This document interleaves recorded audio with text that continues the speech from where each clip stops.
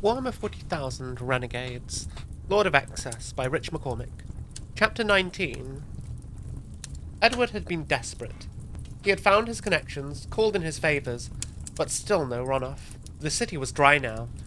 The militia was preparing for something big, some celebration. And so, he turned to his last option. The temple was primitive. The altar was a chunk of blackened rock, its edges roughly shaped by hand chisels, and its pews were columns, fallen like tree trunks in the storm. A battered brass cauldron stood in the centre of the space, its dull metal flashing in the firelight.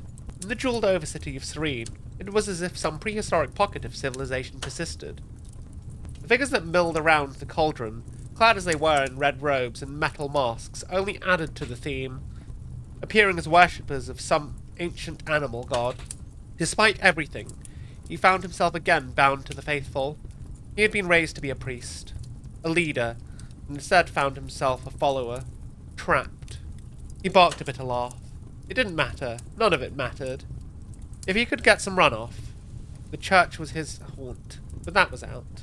They'd closed it down after the riots, filling the streets with soldiers in fancy robes who'd shoot anyone that's dared to stray too close.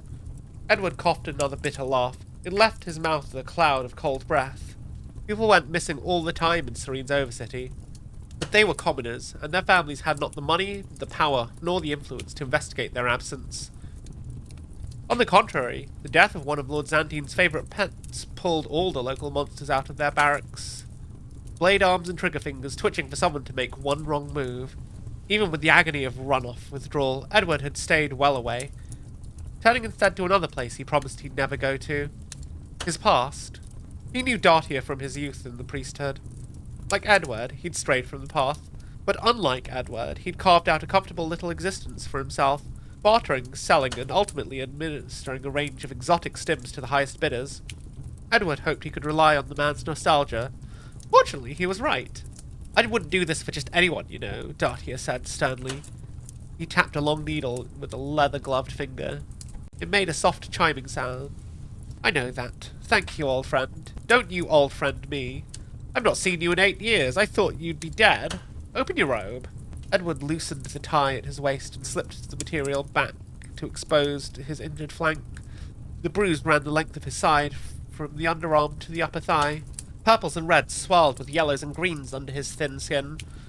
The colours reminded him of the scar in the sky. Gods, Dartia whistled. I'm surprised you're not dead. I almost wish I was, Edward said. The shakes? Dartia asked. He clicked his tongue. There's another place you can go, you know. Where? Edward asked. He gasped in pain as Dartia slid the long needle between the bones of his ribcage. Pleasant warmth radiated down his side a moment later, as the drugs worked their craft on his tortured nerve endings. It wasn't runoff, but his body felt good for the first time in days. It's a good place, run by good people. They'll give you what you need, and they won't ask much in return. How much? It's free. All they ask is an open mind. Lordling rarely ventured into the overcity anymore, so when he arrived at Xantine's chambers, frothing at the mouth with excitement, Xantine knew. His brother had something to tell him. Fortunately, getting that information was not so easy. Xantine had sent for Phaedra, the witch's talents sure to dredge out any kernels of information that the mute giant had picked up. He was here now, alongside his brothers in the council chamber. The witch ran her hands along the side of Lordling's swollen, hairless head. Xantine had seen humans collapse at her touch, convulsing in agony, but Lordling just giggled as the psychic probed his mind, showing neat triangular teeth in his wide mouth. The council waited for Phaedra to speak. There'd been 6 of them once, but now there were 5. The giant spoke first, in Xantine's own mind. The betrayer's wound still pains you, my love, she whispered. That worm could not wound me, darling. Sarkwell is nothing. A simple mind cannot comprehend the sublime. And yet, he dominates our thoughts. She let her words drift across his mind. Not a question, but a statement. He could deny it, but she was privy to his body's sensations. I think only of the agony I will mete out on his body and soul when I dig him out from whatever pit he has crawled into. No, my love. You blaze with pain. You carry it in these hearts. It courses in our blood, hard and heavy.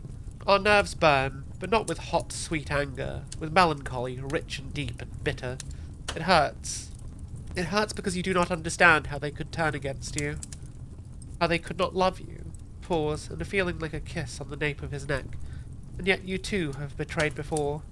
I am no betrayer, Xantine roared at the slight, hardening his mind, and he felt Sir John recede slightly. The touch on his neck slipped away. Do not compare me to Abaddon, demon. I do not betray. I move against weaklings with calculated masterstrokes. This is the way of the galaxy. The lesser give way to the greater. A trill of laughter, like the twinkling of stars. Do not teach me of this galaxy, my love. I have lived longer than your species has staled the stars, and have tasted 1,000,000,000 betrayals across the schemes of reality. Souls justify their acts how they choose. Necessity, obligation, the greater good. They deceive others. They deceive even themselves. Betrayal is betrayal. It is the food that lets my kind fill our bellies. What is your point, demon? Xantine asked. He is just the first, my love. Others will turn against you. Your closest brothers will become your greatest foes. You cannot change this fate. I can do anything I wish, Xantine said, defiant. Silence was his response. His attention refocused on the corporeal plane. And he cast an eye over the others that he had gathered in his council chamber. He feigned nonchalance, but the demon's words remained with him. Their payload injected into his central cortex. Torikon bounced a knee, restless as ever. Quarantune sat in silent repose, golden eyes closed, his ungloved fingers tracing the major and minor symbols of the ruinous powers in tiny movements. Vivisk, on the other side of the darkened chamber, thrummed with sound. His flesh-metal vox squirrel squealed with feedback as he drew shuddering breaths, the suppurating mouths on his neck punctuating the sounds with moist slaps of their own as they opened and closed. At last, Phaedra sighed. The giant has uncovered something. She spoke to the council chamber, but her voice seemed to come from far away, as if carried by the wind. Lordling cooed at the effect. He travels below, into the city beneath this city for sport. Lordling chittered, nodding at her words, a movement so vigorous that her hand slipped from his head. The malformed being looked disappointed for the briefest moment, but a broad grin broke his raw-meat head once more as she reseated her fingers on his temple. One of his playthings told him of a giant in purple, an angel from above who ventured below to protect the forgotten. He nearly broke the plaything, but he let it go, let it crawl back to its cave, and he followed it, through the pipes, past the guards, to a hot, deep place. There he found...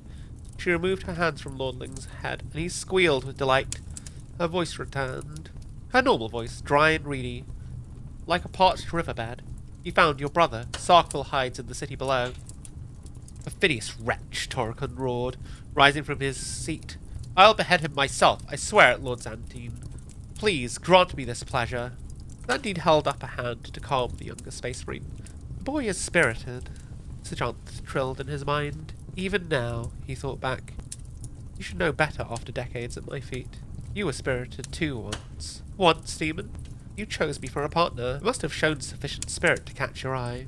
And a fine host you have been, my love. Torikon eyed him expectantly, hand resting on the pommel of his sabre.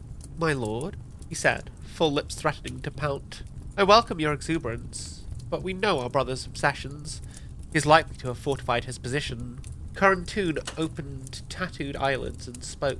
I am in communion with Neverborn, who make the Undercity their hunting ground. I have been studying their habits. I would be able to bend them to our will, to kill our brother while his back is turned. Your veins run with mongrel blood, cousin, so I will forgive you your discourtesy this one time. I remind you, we are the Emperor's children. I am Xantine, and we do not murder our enemies in their beds. We meet them in combat, and we behead them with a killing cut. Xantine turned to the chamber. Any pretense at compromise is lost. We will move in force, and when we do find our errant brother, he aimed turquoise eyes at Torikon, I will kill him myself. I feel like this chapter was a really nice setup. Seeing all the Emperor's children get back together. It's nice. I wonder who the cult Edward is going to as. I'm curious to see. Are they the Red Cult? Who knows? I feel like Sir John has foreshadowed stuff. I feel like this chapter has really foreshadowed stuff. I feel like betrayal is going to be the theme of the next few chapters. I feel like Xantine underestimates Toricon. And I feel like Toricon is ambitious enough that there's going to be problems for Xantine down the line. I also feel like Sejanth is going to betray Xantine. I think everyone's going to betray Xantine. I mean, yeah, it's basically foreshadowed. So I don't know. We're just gonna see. I think we are reaching the apex of this story, and everything at this point forward is probably just gonna shit the fan. And it's probably gonna be a really nice roller coaster to see. I think it's gonna be really fun. I hope you'll join me for the remaining chapters. Yeah.